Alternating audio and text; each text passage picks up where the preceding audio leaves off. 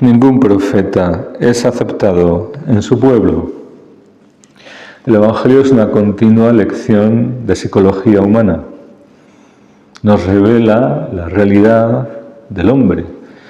Lo que pasa es que la psicología humana tiene dos vertientes, la verdadera psicología humana. Cómo es la conducta, el comportamiento, el pensamiento, la forma de pensar del hombre tocado por el pecado, por tanto, cómo es nuestra naturaleza caída y cómo se comporta el hombre carnal, pero también el Evangelio nos habla del hombre perfecto, del hombre renovado, cuyo modelo es Cristo, que es nuestro modelo, y por su gracia, por el don de su Espíritu, podemos ahora tener esta vida nueva para ser transformados, santificados, y tener la mente de Cristo, y tener los sentimientos de Cristo, y tener la vida de Cristo en nosotros, es decir, ser hombres del Espíritu, no hombres carnales. Crecer en todo, como nos dice San Pablo, hasta la estatura de Cristo. Pues bien, el hombre se mueve entre estas dos situaciones. Tocado por el pecado, tocado por las inclinaciones desordenadas, fruto del pecado original, o abierto a la gracia de Dios y con capacidad de tener una vida diferente. Ante la declaración solemne que hace Jesucristo en la sinagoga de su pueblo, de Nazaret, diciendo: hoy se ha cumplido esta escritura en la que Isaías hablaba del ungido de Dios, del Mesías. El Señor lo dice claramente: aquí se está cumpliendo delante de vosotros. Se está presentando para quien quiera creer en Él como el Mesías. Unos le dan aprobación porque era evidente, las palabras de gracia que salían de su boca, pues era evidente que era algo de Dios, no podía venir de los hombres. Era evidente, nunca habían escuchado algo así. Entonces le daban su aprobación. Pero enseguida surge una de las fuerzas que aparece en el corazón, en el hombre caído, tocado por el pecado original, que es la envidia. La envidia. Y fruto de la envidia se produce un rechazo, un juicio contra Jesucristo, a pesar de sus palabras de verdad, llenas de gracia, de sabiduría, de su autoridad divina, a pesar de que todo lo que estaba diciendo era para hacer el bien. Sin embargo, no soportan que de su pueblo haya salido el Mesías, que de su pueblo haya salido alguien con esa gracia, con esa unción, con ese favor de Dios, aunque no lleguen a creer que es el Mesías. Pero los signos que ven, que van en esa dirección, no los quieren aceptar. Y esto por envidia. Si hubiese llegado de muy lejos, pues a lo mejor no lo habían visto como una amenaza para ellos. ¿Amenaza por qué? Pues porque el hombre carnal ve como amenaza el bien del prójimo, el bien que está en el prójimo, en el que tenemos al lado.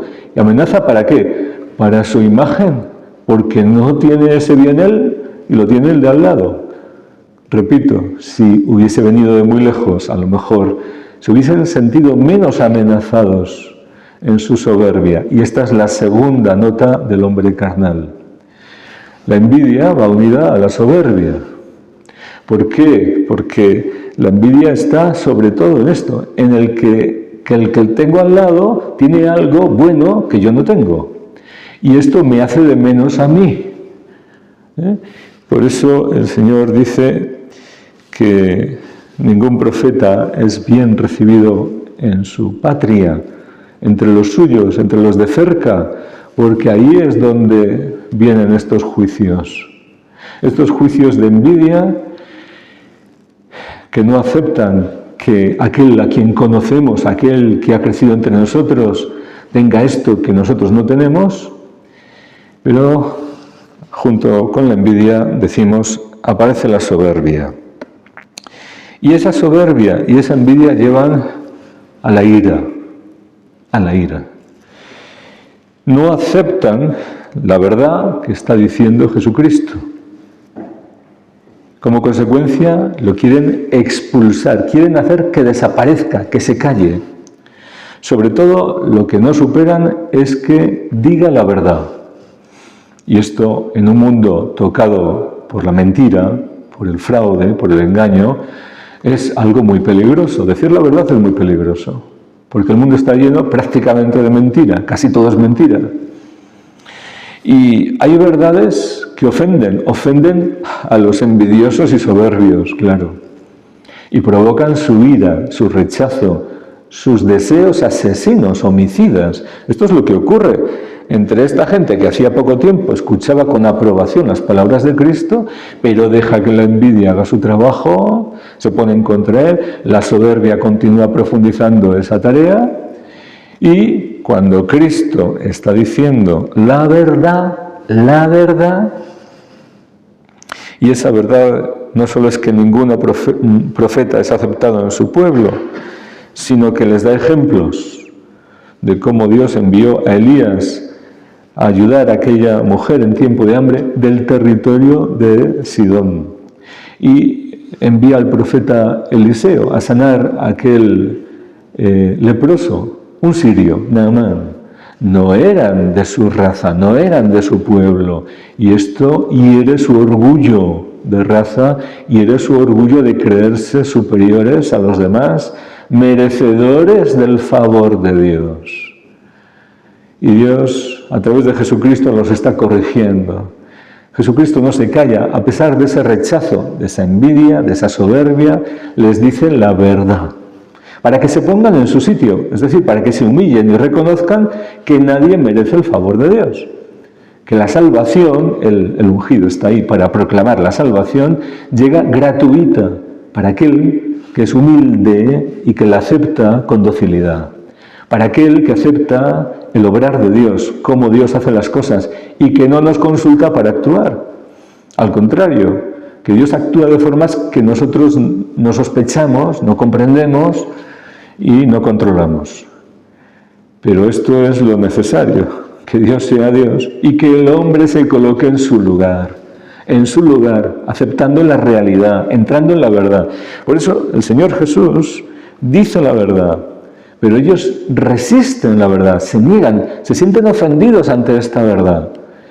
Y esa ira y esa soberbia dan paso a una gran ira. Le quieren matar, no desean que continúe un minuto más hablando, quieren silenciarlo, quieren acabar con él, que termine ya. Entonces lo echan fuera, lo quieren despeñar, pero él se abrió paso entre ellos y seguía su camino. No pudieron finalmente tocarlo ni con un dedo. Hemos dicho que el Evangelio nos habla de la psicología humana del hombre caído. Estas son las enfermedades principales del hombre caído. Hay más. Sabemos que esas rutas peligrosas, caminos de muerte, que son los pecados capitales, que esclavizan al hombre, son las fuentes de todos los males que el hombre vive.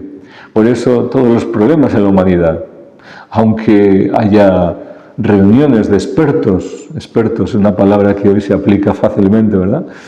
Alegremente, expertos en tal, expertos en cual, habría que valorar quién los ha calificado o establecido como expertos. Pero aunque la humanidad hoy quiera solucionar los problemas que hay tantos, mientras no entendamos la verdad, y la verdad del hombre es la que nos enseña Dios, no vamos a encontrar el camino de la solución, de los remedios para nuestros problemas. Pero la solución nos la da Jesucristo, el hombre perfecto, el que nos da la imagen del hombre verdadero, del hombre perfecto, del hombre renovado, para ser ejemplo para nosotros. ¿Y qué hace el Señor? El Señor actúa con misericordia, con amor, pero con verdad y con justicia. No oculta la verdad cuando no es popular o cuando puede traerle problemas. Dice la verdad. Dice la verdad, porque no hay camino de solución a los problemas en el engaño o por miedo a los problemas que pueden venir, por miedo a que las cosas se pongan peor. No, el Señor nos muestra que el hombre verdadero, el hombre perfecto, es un hombre libre, porque vive en la verdad, es libre y no teme. Y como no teme, denuncia los engaños, dice la verdad, la dice de forma que nadie pueda decir que está contra ellos, ¿no? No está contra estos, está a favor de ellos realmente, pero está contra su soberbia, está contra su envidia, está contra su ira, está contra su rebeldía, está contra el mal que hay en el hombre. Y esto es lo que tenemos que entender, que Dios no es nuestro rival, Dios no es nuestro enemigo. Y los siervos de Dios no son nuestros enemigos, no son nuestros rivales. Por más que a veces los hombres los quieran silenciar y que se acabe su vida, que se acorten sus días o acabar con ellos. No son nuestros rivales. Vienen de parte de Dios para ayudarnos, para conocer la voluntad de Dios, para encontrar el camino de la vida, de la salvación. Es la rebeldía del hombre, es el rechazo a la verdad y al amor de Dios el que nos separa de esos caminos de salvación y de vida. Por tanto, ante la verdad solo cabe humillarse y reconocer la verdad. Porque mal negocio y mala cuenta nos trae a los hombres oponernos a la verdad y oponernos a la justicia de Dios. Porque más pronto que tarde nos vamos a encontrar con ella.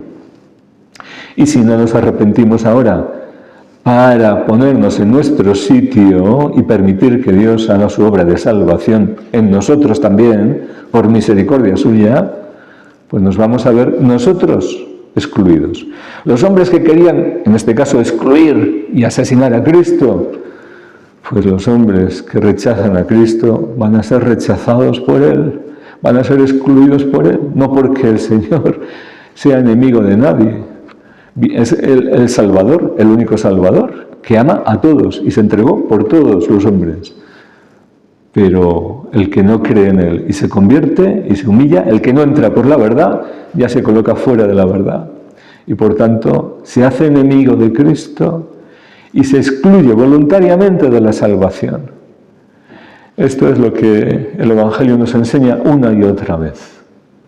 Como el hombre perfecto, Jesucristo, nos enseña el camino de la libertad que se basa en la verdad, en el amor, en la justicia, y cómo los hombres preferimos una y otra vez, tantas veces, el fraude, los silencios sospechosos, el engaño, las apariencias, y rechazamos en definitiva la salvación.